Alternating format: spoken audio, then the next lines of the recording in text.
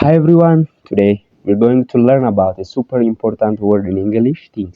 Akkam jirtu har'a immoo gochima Ingiliffaa iddoo baay'eetti fayyadamnu think kan sirriitti ilaallu ta'a. Kanaafuu gochima kana sirriitti barachuudhaaf qophii ta'a. Okay. Think jechuun yaaduu jechuudha. Tole, hima salphaa tokko fudhannee sirriitti gadi fageenyaan akkamitti think akka fayyadamnu haa ilaallu. Example number 1. What do you think? Waliin irraa deebinu. What do you think? Maal yaadda jechuudha. Himoota biraa akkanaa uumuudhaaf iddoo do you jedhu baamaqoota yookiin pronounii biraatiin bakka buusuu qofatu nurraa eegama. For example, what does she think? Waliin irraa deebinu. What does she think? Isheen maal yaaddi jechuudha. Number 3.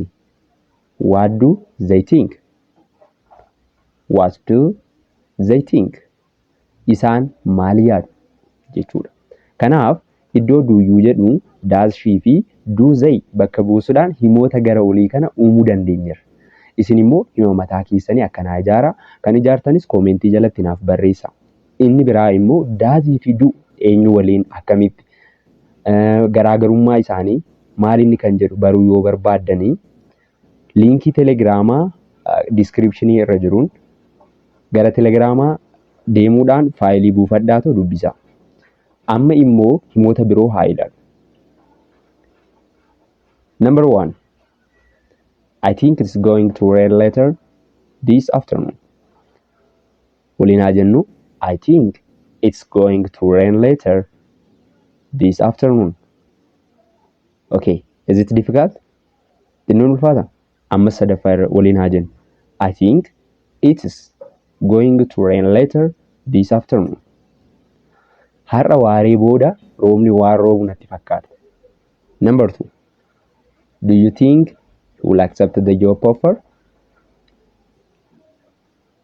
Waliin haa jennu. Do you think he will accept the job offer? Hojii dhihaate ni fudhata jettee yaaddaa? So, think jechuun yaaddaadha. Kanaaf, and number 3. She always thinks carefully before making a big decision. Waliin haa jennu. She always thinks carefully before making a big decision. Isa kana immoo egaa commentii sectionii jalatti maal jechuu akka ta'e naaf barreessa. Himoota biroo yoo barbaaddan liinkii telegiraamaa descriptionii irra jiruun seenaatoo buufadhaa akkasumas dubbisaa ilaala. Barnoonni irraa kana fakkaata. Yoo isinitti toleera ta'e like akkasumas immoo haarawaa yoo taatan subscribe gochuu keessan akka hin irraanfanne kallattiidhaan barachuu barbaaddan lakkoofsa kanaan na dubbisaa. Keep practicing.